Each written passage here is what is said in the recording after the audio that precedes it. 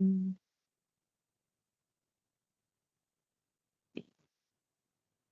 Sorry, I have to look for her number. Mm.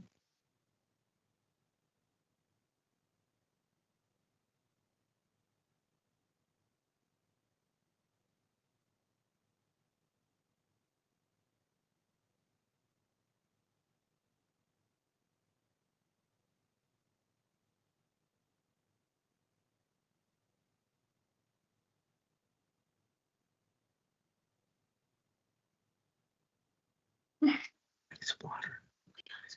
What? Leon is bringing you. We might just have to get started with the meeting, and then we can see if Carmien's going to come in because we're already at 6:08. So we have to get started with the meeting. What do you suggest, Councilmember Pacheco? Yes, I think we can While I contact her. Okay, and then she was at the previous meeting, so I think at any point she jumps in, she knows kind of what we've been doing here. And so at this point here, I'll call the meeting to order. And so good evening, everyone. My name is John Pacheco, and I'm pleased to serve as your co-chair for this evening's meeting. It is April 15th, 2025. And now at this point, I will call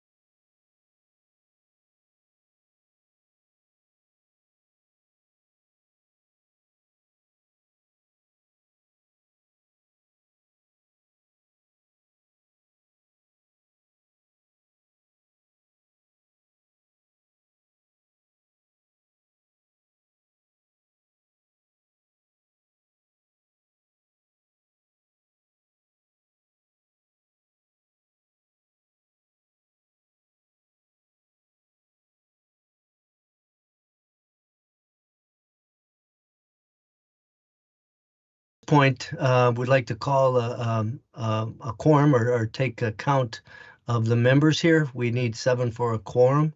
At this point, I think, is it Tori or one of you doing the roll call? Yeah, we just wanted Vanessa to delegate to Carmien if she could. And when Carmien comes in, she'll be able to start as co-chair. Okay. I couldn't see the script, but yes, I delegate to Carmien Foster as co-chair. Sounds good. So at this point, I'll go ahead and begin and proceed with roll call. As a reminder, members should have received handouts via email. All meeting materials are also accessible on the Metropolitan Council website or the EAC web page located at metrocouncil.org. All right.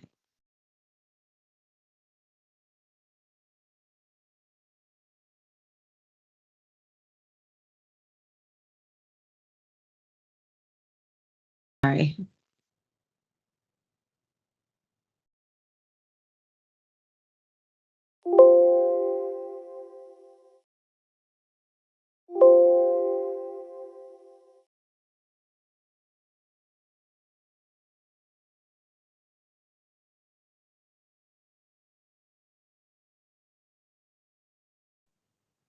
Present. Brittany Clausen. Not present. Carmien Foster. She's our co-chair. I'm going to check in on her. Make sure everything's all right on her side. Mitchell Hansen. He has reached out tonight and he has been excused from his absence. Samira Essie, or it's Icy, one of the two, Essie. She's here. Vanessa Jenkins. Present. Here. Present. Perfect. Michael Lucini. Present. Is here. Here. Councilmember Yasin Osman. Not present. Councilmember John Pacheco. Here. Present. Anita Yervina Davis. Here.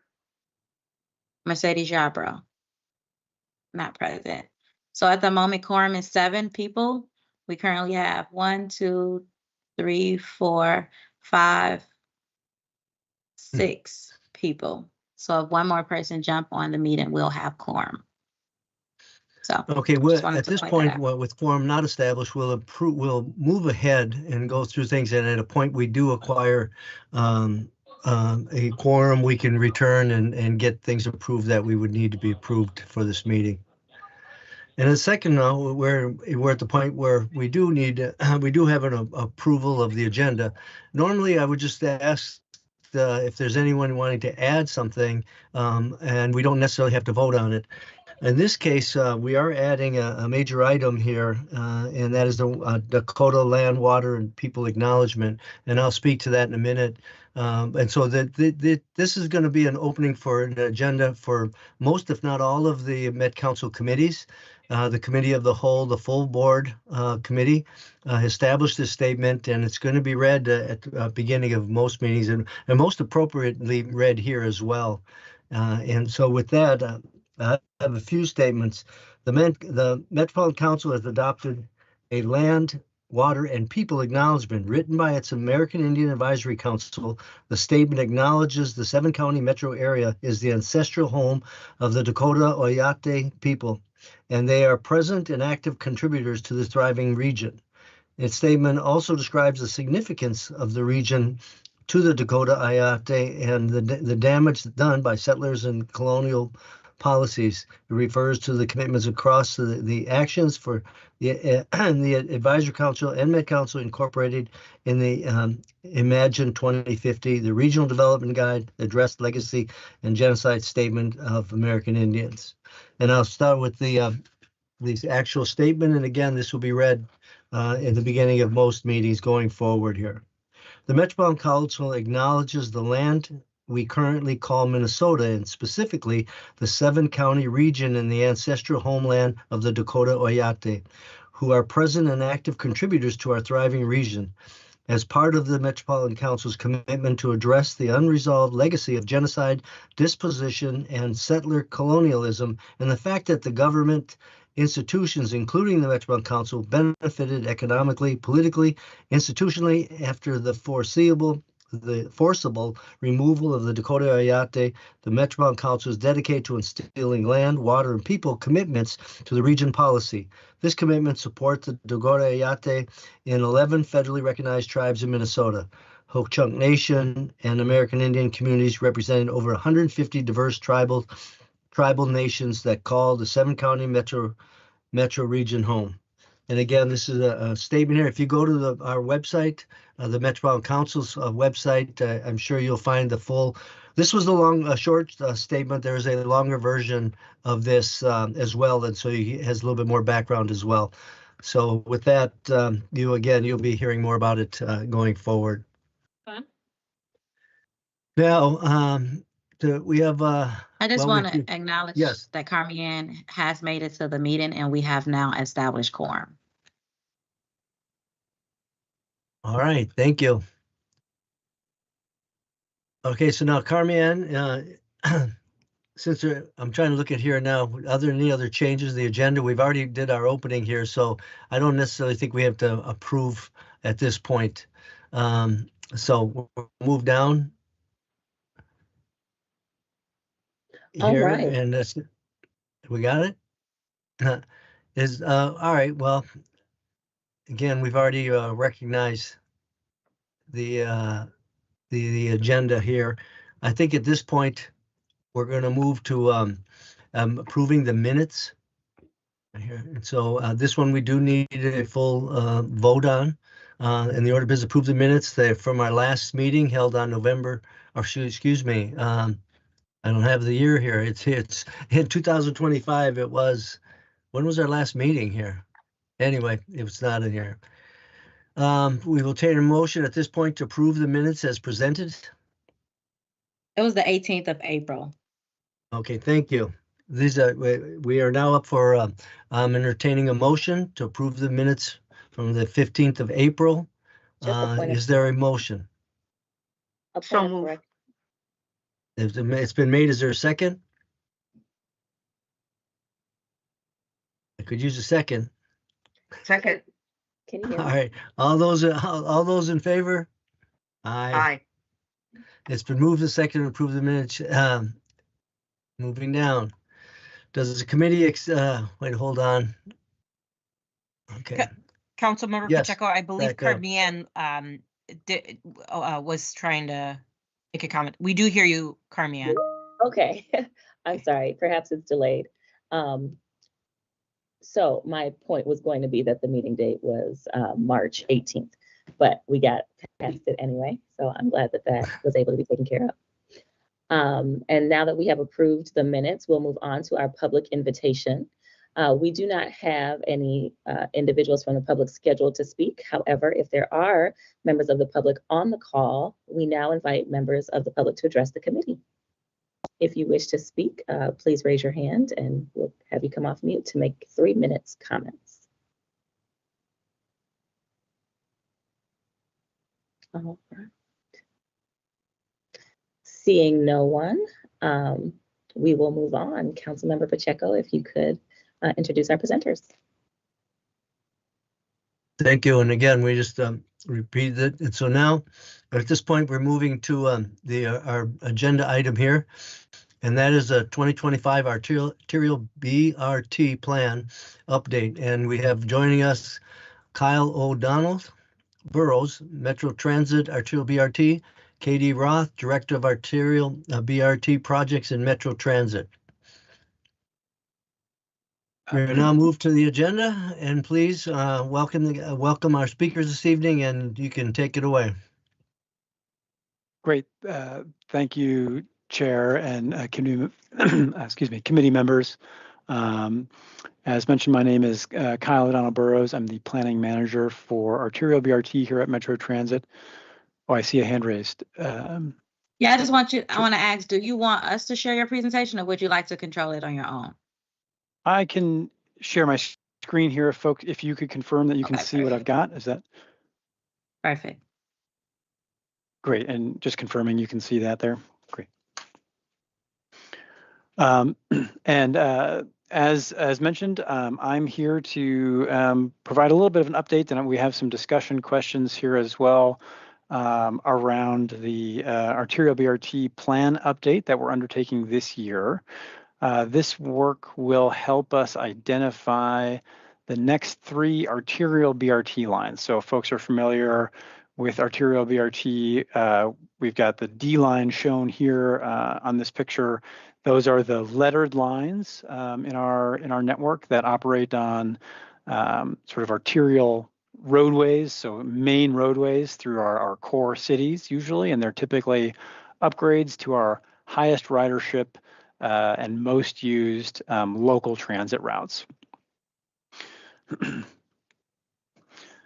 So I'll jump in quickly with a quick overview of some of the features of arterial BRT. Folks will be familiar with this, obviously, but it's designed to provide a faster and more reliable experience for our customers on our highest ridership corridors, and a more comfortable waiting experience, both at the station and on the bus in terms of having additional amenities and features on the lines. So a quick review for folks who may not be familiar, we have about 2 to 3 stations per mile. So that's as opposed to about 4 to 6 stops per mile for local buses.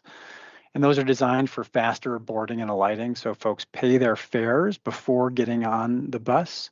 So folks can get on any door, so any one of 3 doors. And all of that makes it a lot faster for the bus to stop quickly, let people on and off the bus, and then keep moving. So that keeps riders on the bus moving. It keeps the bus arriving at the stop more likely to be on time. We also work with our roadway partners to have what's called signal priority. So it holds green lights longer and lets the bus go through more reliably. And we're able to also, in many cases, in some cases, and growing cases, add bus-only lanes. So folks may be familiar with those recently added on Lake Street in South Minneapolis, on 7th Street in downtown Minneapolis, and a couple of other places throughout our region as well. We also have a lot more kind of passenger comfort amenities at stations. So each station comes with a shelter with light and heat, real-time transit information, pedestrian scale lighting, and security cameras and emergency telephones, as well as real-time transit information. It also provides faster and frequent all-day service on these corridors. We have 8 of these lines planned to be complete by 2030. So this A line, the C line on Penn Avenue and Olson Memorial Highway, and the D line on Chicago Avenue, Emerson Fremont, are operating right now. So those are in place. Those are part of our network already.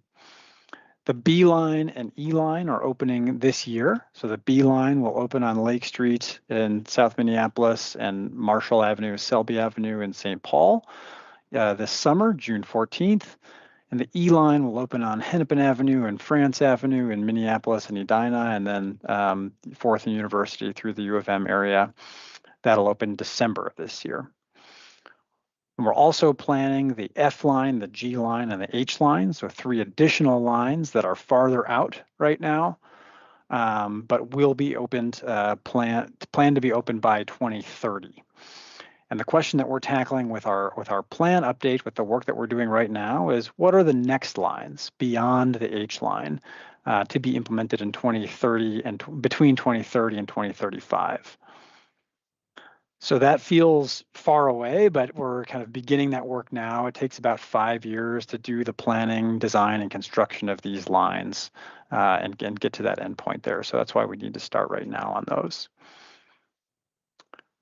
A little bit of additional level setting of just kind of how arterial bus rapid transit, how this tool fits within our overall network of local bus tools available to Metro Transit. It's one of several types of service that we operate, and each of those different types of service is best used for a specific purpose. And those purposes sort of range from a more coverage purpose, where the goal is to really cover as much specific geographic area, so as many neighborhoods or parts of a city as possible within a specific type of service. So that's on our demand responsive style services. So folks are familiar with Metro Micro, which is growing and kind of coming out as sort of like a Metro Transit's version of Uber or Lyft, where folks use an app to call a bus to come and pick them up and drop them off at any point within a specific area. But it's a sort of a broader coverage area as opposed to a specific line. And then ranging from our kind of more suburban local style services, where the bus kind of goes in a lot of different directions. It is a little bit more circuitous. It's trying to go from point to point throughout the specific suburban area, not necessarily following a straight line, but trying to cover as many spots as it can. To a more urban local bus route, like within the cities of Minneapolis or St. Paul, that typically operate on one street in a relatively straight line for a long period, all the way up to arterial BRT, where we're really trying to maximize the amount of ridership that we're generating. So we put these in the areas that have the most people that can benefit from this style of service, so that we're getting as many riders as possible who are able to make the decision and make the choice to really join to ride transit and to benefit from that transit there. And so these style of services are really more ridership oriented as opposed to coverage oriented, where we're trying to get as many people on the bus as possible. And the transportation policy plan, so the recent 2050 TPP, which was just adopted by the Metropolitan Council, has guidance within it that kind of points in those directions as well. So arterial BRT is expected to have about 25 or more passengers per in-service hour. So that's a really sort of a measure of how many people are we serving for each hour of service that we have out there. So how many people are benefiting for the resources that we're out providing. And we have a higher standard of that sort of benefit, the number of people that use the service, for ridership oriented services like arterial BRT than we do for coverage oriented services like Metro Micro, which the point of that is not necessarily to generate as many riders as we can, but to cover as much area as we can so people can get to any spot within that area. It just might take longer and they'll serve less people. And then similarly, that guidance also directs us to focus this style of service primarily in market areas 1 and 2. So these are in kind of the core parts of Minneapolis and St. Paul and then the first ring suburbs that are typically denser from a population and jobs standpoint and access to destinations standpoint. And typically those areas, we expect there to be more ridership independent of the level of service that's out there. So as I mentioned, our goal for this work is to identify the next arterial BRT lines to be implemented between 2030 and 2035. So these would be identified as the J, K, and L lines. So in the arterial BRT program, when you get a letter, basically that means that corridor is sort of in line, in queue to be implemented. And we try our best to implement them in alphabetical order. Sometimes it kind of slightly comes out of order a little bit here, depending on various circumstances, but that's the idea, so that the corridors that ultimately are identified and named as the J, K, and L lines would be implemented, in roughly in that order. We have some additional goals attached to this plan, but that's the principal goal. We'll also be looking at some other, what are some other good candidate corridors to be considered for arterial BRT before that 2050 horizon to align with the latest transportation policy plan. And that will help us, with our conversations with other cities and counties who own the roads that we operate on. When they're looking at doing roadway projects, we can say, hey, be sure to be thinking about arterial BRT on this road in the future. We don't have a project that we're actively working on right now, but we do think that this roadway would be a good candidate for arterial BRT in the future. So that's another outcome here as well.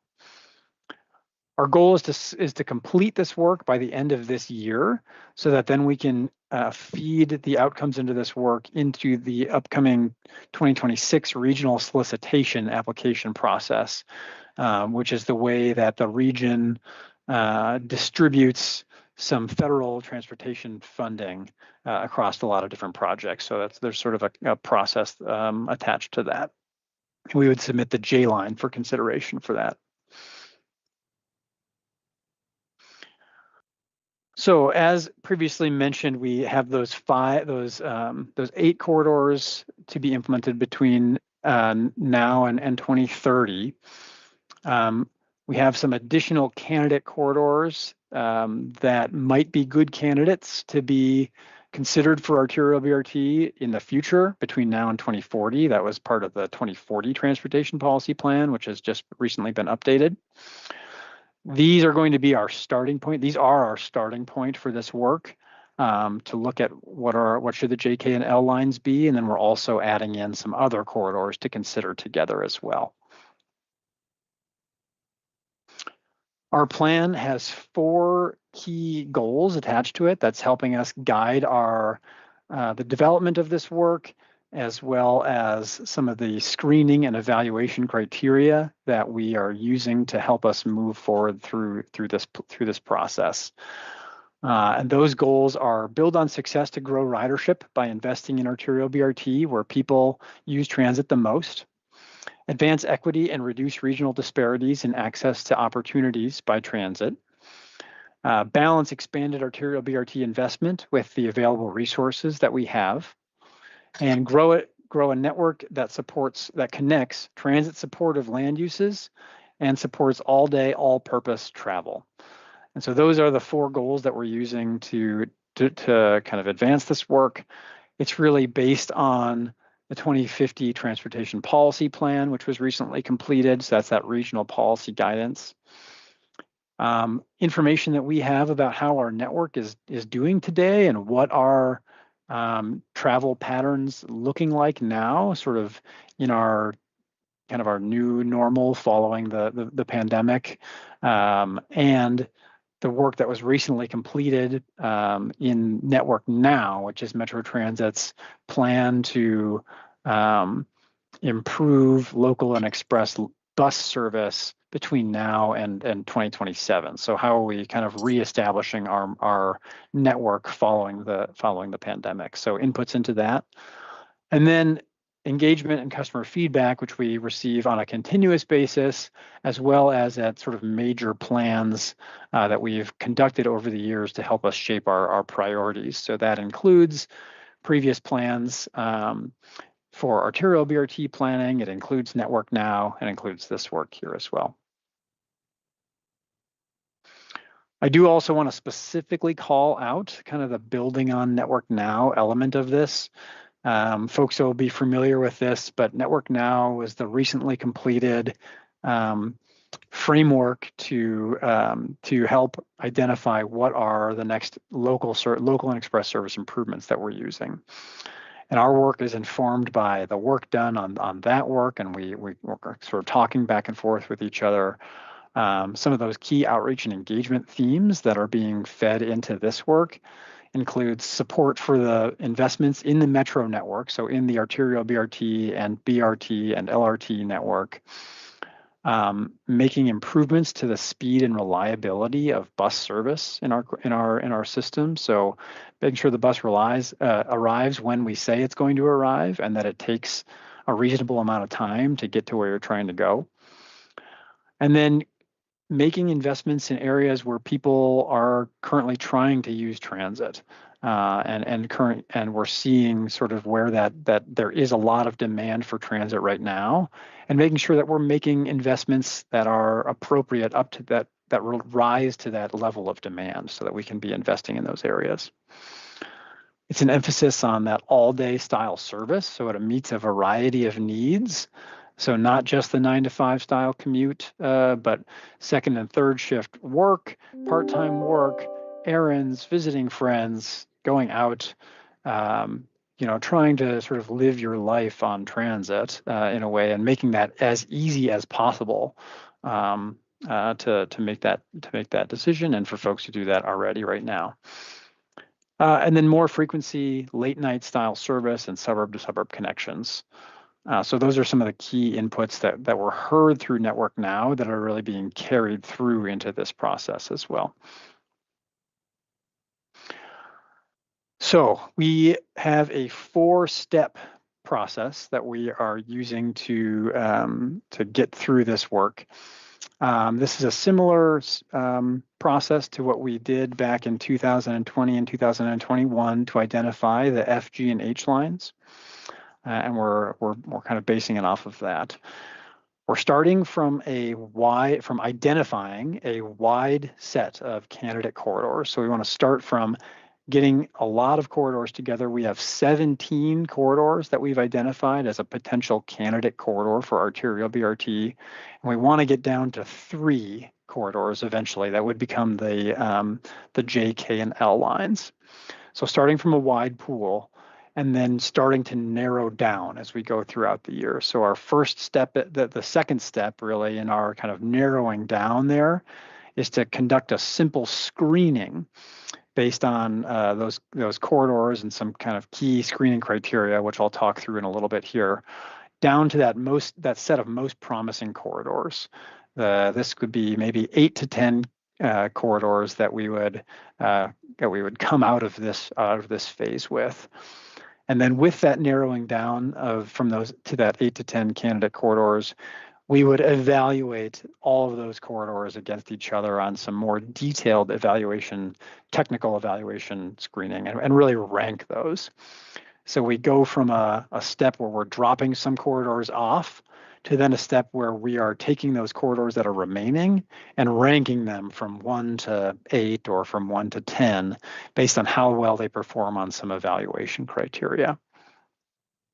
From there, once we have those corridors ranked by those technical criteria, that's not the only set of considerations, right? I think one of the other key pieces that we need to help there's a sort of a set of prioritization steps that we need to do where we're saying, it's not necessarily going to be the case that the corridors that rank high, 1, 2, and 3 on this technical evaluation criteria would be the JK and L lines, because we don't own Metro Transit. The Metropolitan Council doesn't own any of the roadways that we're operating on or that we would be building on.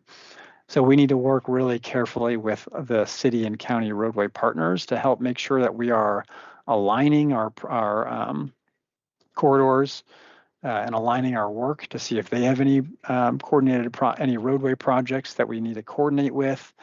We need to kind of understand if there are any other planning studies going on in these corridors, and that'll help us identify ultimately what become the JK and L line out of those technical, those kind of ranked corridors. So we've, at this point, completed that first step where we've identified those 17 candidate corridors. They're shown here on this map. And I've got another map that shows similar information with a different background. This background here shows these candidate corridors overlaid on top of the transit market areas, which I mentioned earlier. So these are the 2050 Transportation Policy Plan transit market areas that really show us where we can expect the highest levels of transit demand in our region. So where is the strongest market for transit use in our region? And the darker blue are sort of the areas of highest transit demand. And then lighter blue is kind of the second highest area of transit demand, and then goes into the green, third highest, and then kind of those lighter colors. So you can see really that kind of the core parts of Minneapolis and St. Paul and the first and kind of second ring suburbs, as well as some corridors kind of extending out a little bit, are those areas where we see the most demand for transit, where people would use transit the most and could use transit the most. That's a helpful backdrop for us as we're thinking about the types of investments that we want to be making here, and as we're drawing these corridors on the map. So these corridors were also identified from that existing policy, so existing 2040 Transportation Policy Plan. Other high frequency corridors, either that are existing today, so high frequency local bus routes that are there today, or that have been identified in Network Now, so that would become high frequency service by 2027. Other Met Council priorities for consideration, and then conversations with our partner agencies as well. What are their priorities for inclusion in this work? And those inputs here all resulted in this map that we're seeing here. These are the candidate corridors listed out. So they're numbered 1 through 17 here and color coded. I won't go through every line on the map here, other than to just kind of note that they represent a pretty sort of broad set of kind of geographic area within that within the area of our region that is, either in transit market area 1, 2, or 3. And a pretty broad set of purposes within the network, within the transit network. So we have, several lines that connect the cores of Minneapolis and St. Paul, as well as several lines that are providing a little bit more of that kind of cross-town connection, so folks don't have to go all the way into downtown Minneapolis or St. Paul to then transfer to a line to go back all the way out. We've heard that there's a lot of feedback we've received for that type of service in the past. So we're trying to reflect all of those things in the network here that we're starting from.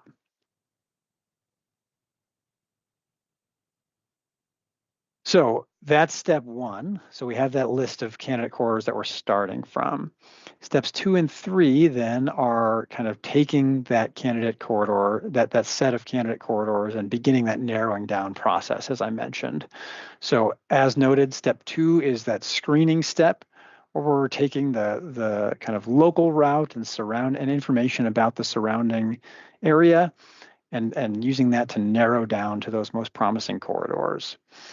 And then that evaluate step where we have 8 corridors to work with, we're going to be developing that concept in more detail, where we're going to be saying, okay, here's where the station locations, the concept station locations might be on this corridor.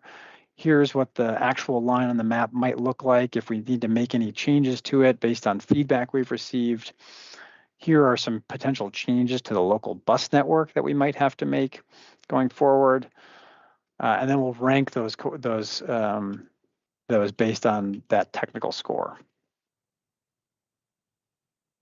So we have some draft screening and evaluation criteria, and I'll walk through those here.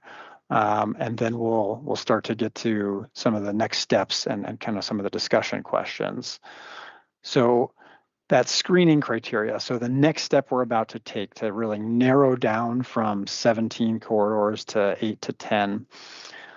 These are those screening criteria. And again, they're based on those 4 goals that we have. So for build on success to grow ridership by investing in arterial BRT where people use transit the most, what we're looking for is, what we're really looking at is current ridership and current passengers per in-service hour. So how many people are you, what is the benefit that we're providing for the resources that we're putting out there on the street, and trying to look at where we're getting the most bang for our buck and serving the most people with those resources.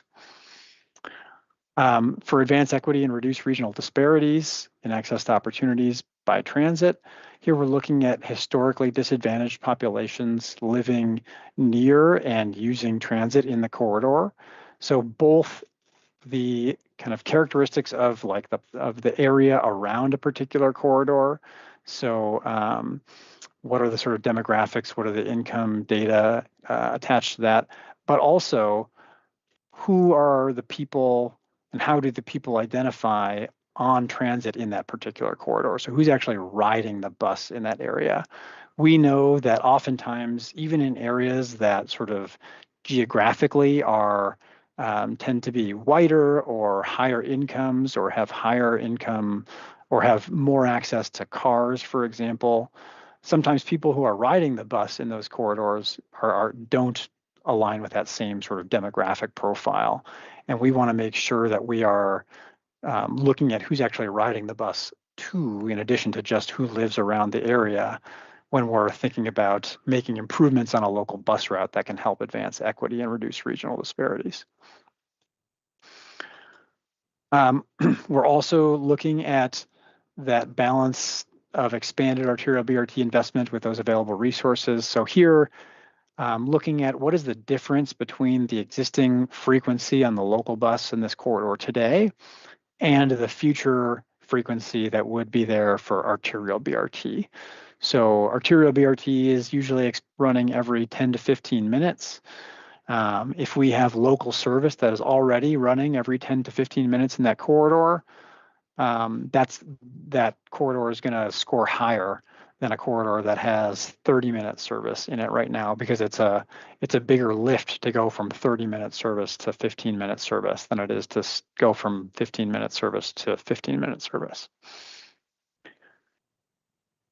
And then that transit supportive land uses and all-day, all-purpose travel.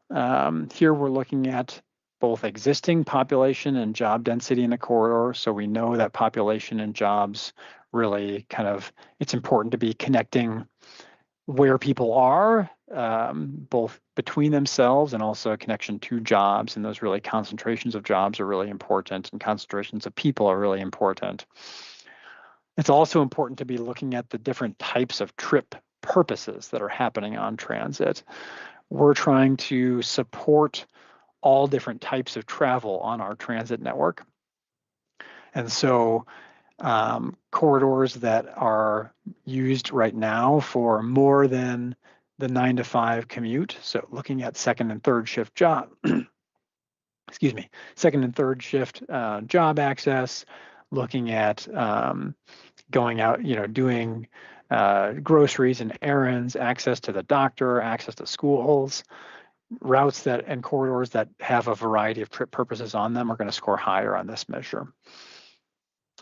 And then that planned land use in the corridor too. So we know it's important to look not just at the current condition, but what do cities and counties want to be doing in the future. And so we'll be looking at their comprehensive plans and sort of what's allowed in the future in terms of transit supportive land uses and seeing that. So areas that have more future transit supportive land use allowed will score higher on this measure.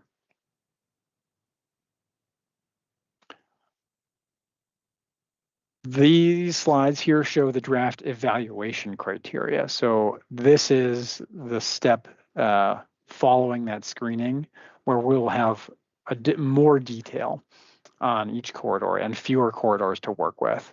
So because we'll have more detail on each corridor and fewer corridors to work with, we can do a little bit more of a refined evaluation here at this step. We'll be able to do an estimate of future ridership. So not just looking at existing conditions, but looking at what will the future look like, estimating ridership in that corridor. We'll be able to look at the capital and operating costs as well as potential impacts for bus operators. How many bus operators are we going to need to operate this service? And then for under equity and reduced regional disparities, here we're able to look more detail at where folks live and work along a corridor. So instead of just at specific stations, sort of station locations within the corridor, as opposed to just a unilateral kind of buffer around a particular corridor. So we'll get a little bit of a better, more refined sense of who will benefit and sort of specifically where those benefits will accrue to folks. We'll also be able to look at limited mobility boardings at station locations. So that's really important for us as we are looking at limited stops throughout the corridor, is to make sure that we're locating those stops where we're seeing high limited mobility boardings. So where the ramp is being deployed, or folks with wheelchairs or other mobility challenges are getting on and off the bus. We want to reduce the distance that they have to move to get to the station. And then also looking at access to destinations. So here, not just populations and jobs along a corridor, but what is the actual benefit that transit is providing to you if you live or work or just go somewhere around a corridor? So what can you get to within 30 minutes by transit, for example, and what is the benefit provided to you in terms of more things you can get to within 30 minutes by transit? And we can look at that access to destinations measure both for historically disadvantaged populations for under our equity, and then be comparing that to sort of the general population as well, so that we're making sure that we're seeing benefits accruing to folks who have been historically disadvantaged throughout transportation investments in the past or through other means. All right, so that's a lot. I promise you I'm going to stop talking at you in just a moment here. So our overall timeline, we've got basically 4 tasks for 4 quarters. So our goal is to get to the end of this work by the end of this year, and then complete that screening step by middle of the summer, complete that evaluation step in the fall, and complete that prioritization step here in the late fall into the winter before going to the Metropolitan Council to consider for approval in December, January timeframe. Some planned outreach and engagement we have really oriented around seeking feedback on the outcomes of these major milestones. So we have an online interactive map and comment form right now where we're asking folks to take a look and provide their comments on both the lines on the map, how they are structured, which are their preferred options, what concerns do they see. We've been kind of reaching out, connecting to neighborhood and community organizations, sharing information about this work, as well as our riders and communications. Trying to get out to our using our electronic communications and others to kind of help people get to where this interactive map is at right now. We're also working with our partner agencies to be, help for them to help us get the word out. And then as we go from that screening step into the evaluation step, that's going to be a really big push for us over the summer and into the fall to be out really meeting our riders where they're at. So the plan right now is to be doing a lot of pop-ups kind of out along the system, be doing ride-alongs out on the bus, making sure that folks have a lot of information about this plan, that we can kind of be there to answer any questions, trying to tag on to other existing events that are happening over the summer, and really trying to sort of be where our riders and our community is, as opposed to sort of having an open house at some specific time and asking people to kind of be coming to us from all over the region. So that's one of our key goals with our planned outreach and engagement. We're going to continue that engagement right now on those draft screening, on those candidate corridors and those draft screening criteria. We're also meeting with our partner agencies, so cities of Minneapolis, St. Paul, Hennepin, Ramsey County, et cetera. We want to finalize those screening and then criteria by the end of this month, and then start that screening here later in the spring. And that brings me to our discussion prompts here, which I'll just read off, and we can go in a lot of different directions. I think these are just some initial prompts here. So after hearing this planned process, are there any questions or considerations for key stakeholder engagement? Basically, who should we be talking to? How can we continue to be building trusting relationships with communities throughout this process, as we're kind of beginning this process right now and undertaking it throughout the rest of this year? And are there other equity considerations that this community would like our team or partners to be aware of? And I'll pause there and Chair, ask. I see some hands up, and I'll defer to you on calling on folks.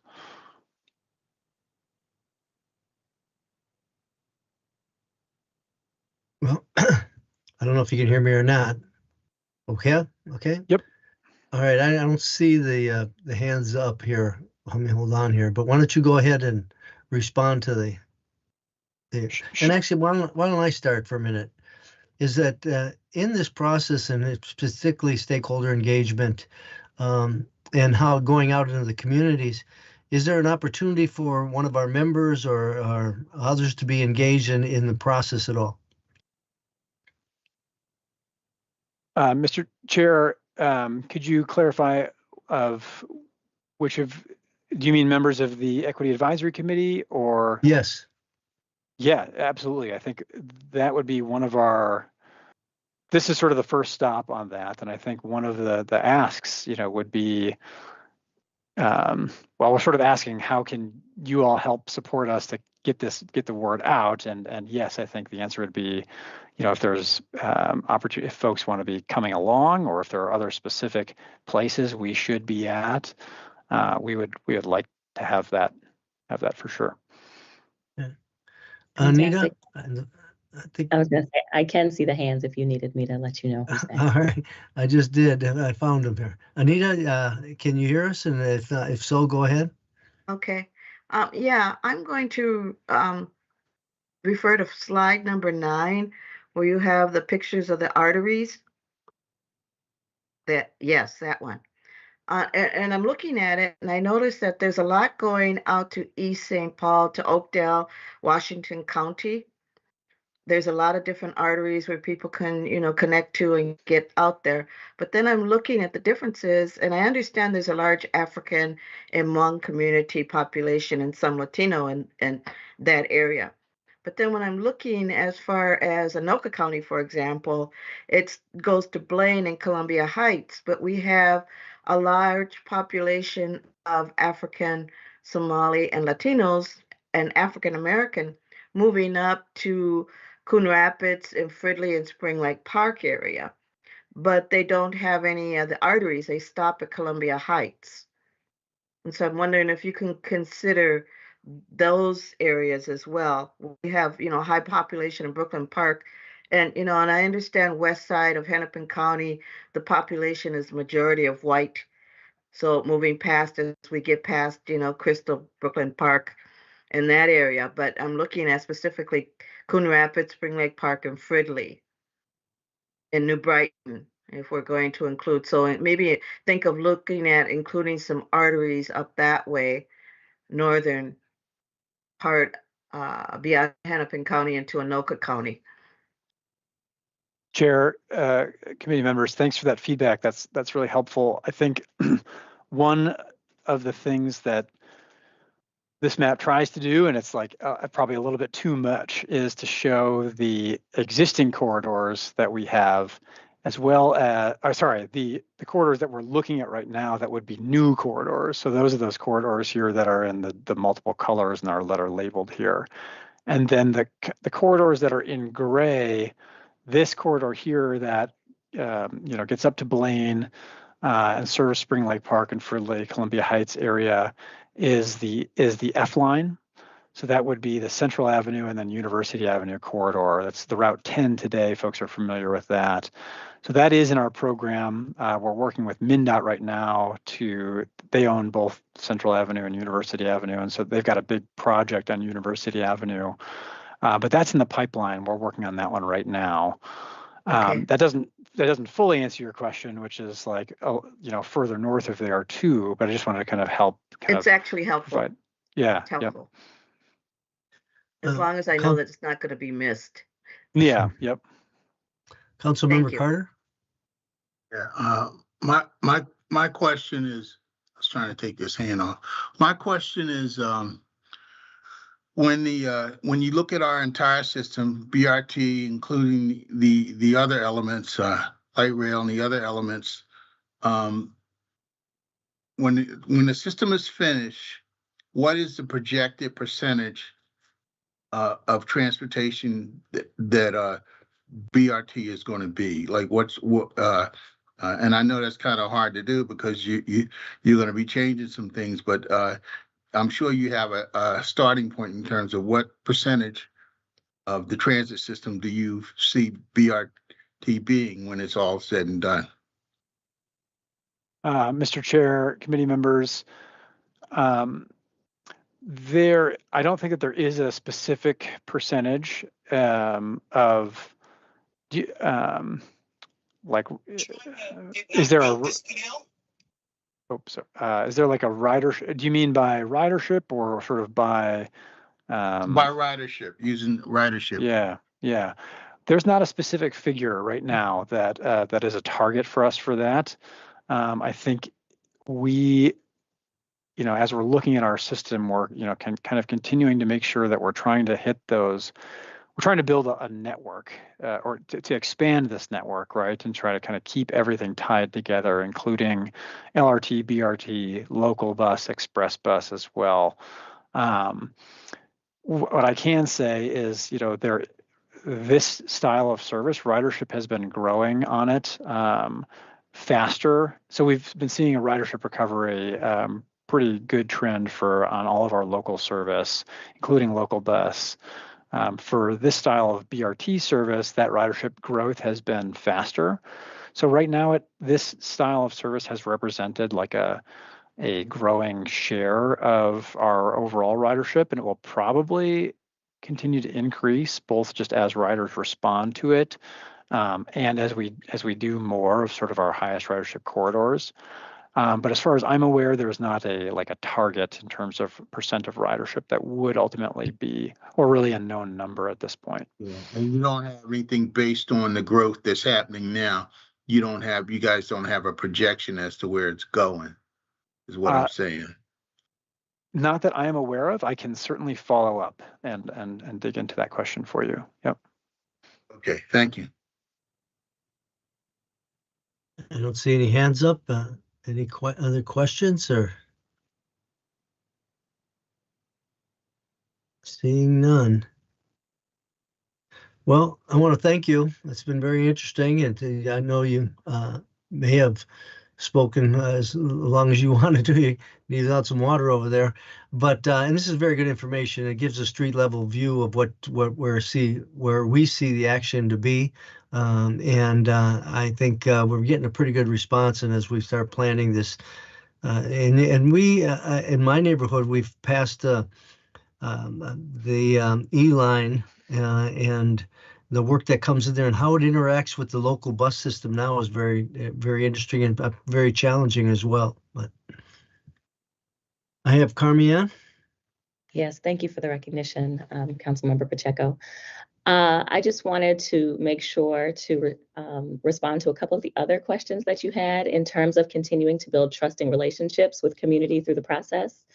Our group has talked a lot to other presenters about the importance of reporting back about the information that you're receiving and what you're doing with the information. So just making sure to close that communication gap and not to just collect information. And in terms of other equity considerations, I really appreciated Anita sharing about some different demographics that are emerging in various areas of the region, and would also just encourage making sure that when you're tabling in things, there's language interpreters available so that we're getting diverse perspectives, that the folks at the table are reflective of the communities that the events are serving so that people feel comfortable walking up to the tables to provide feedback. You know, just those sorts of pieces, making sure that the optics, you know, are approachable. And, you know, we can't always control who our staff is necessarily, but we can provide the training and support to staff so that they're welcoming when people come up and so that they, you know, are prepared to interact with community members. So that would just be my feedback to the questions you presented. And I did want to thank you for having specific questions. That is really helpful to just know what kind of information you're looking for. Great, very much appreciated. And thank you all for your time as well. And please, as these discussion prompts percolate, please feel free to reach out with additional information or thoughts of those as well. And we'll be sure to be doing the same and following up on that. Well, and again, I think we've had some very engaged members in the past and throughout the system. And if there's opportunities for us to even do one of the ride-alongs, if you will, or a way to look at some system or get some questions answered, feel free to send that over to us, because there's other ways for our engagement to happen. It could be at these meetings, but it could be doing some assessment out in the community with you and helping the folks there, and then come back and reporting. That level of engagement is always welcome. I see no other questions for Donnell, and seeing none, again, thank you for making the presentation. Thank you for coming out. Really appreciate it. And at this point, yep. You do actually have a hand. Okay, I thought someone waved at me, but I didn't see where it went. Is there someone here that'd like to? Oh, here we go. Councilmember Carter. Yeah, this is a usual question of mine, but I would love to get a breakdown of the things when you were showing the maps. I would love to get that projection as it relates specifically to District 3 for me, and maybe some other council members maybe want a breakdown as it relates specifically to their districts. But for me, I would just like kind of a cutout so I know exactly what's going to be hitting District 3. That's it. Mr. Chair, when I meet with folks, I like to have that. Yeah, we can definitely provide that. That sounds okay. That sounds good. Yep. Thank you. All right. Carmen, did you want to jump in here in the announcements?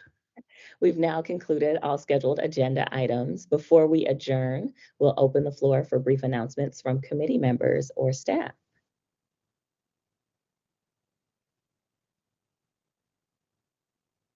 I would just say for the record that Carmian will be sworn in as co-chair at the next meeting.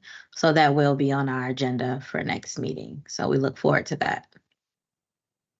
And I will actually follow up on a discussion we had before or some time ago, and that was the committee reports. It left the agenda for a while, and That's it. Maybe it's a misnomer. It's actually the intent is to have the council members report. So I could talk a little bit about what's going on, and either I see it across the board or in my District 5, and Dr. Carter and the other commissioners could do as well. Some we may not have a report, but at least we'll provide what we can when asked, especially. But I'll plan on to bring at least 1 or 2 items here today. An ideal situation was our reading of the water people and land initiative that we have with the tribal community. So I think other things, there's some bigger picture that comes up, something at the legislature. So we'll be more thoughtful and bring things to the table.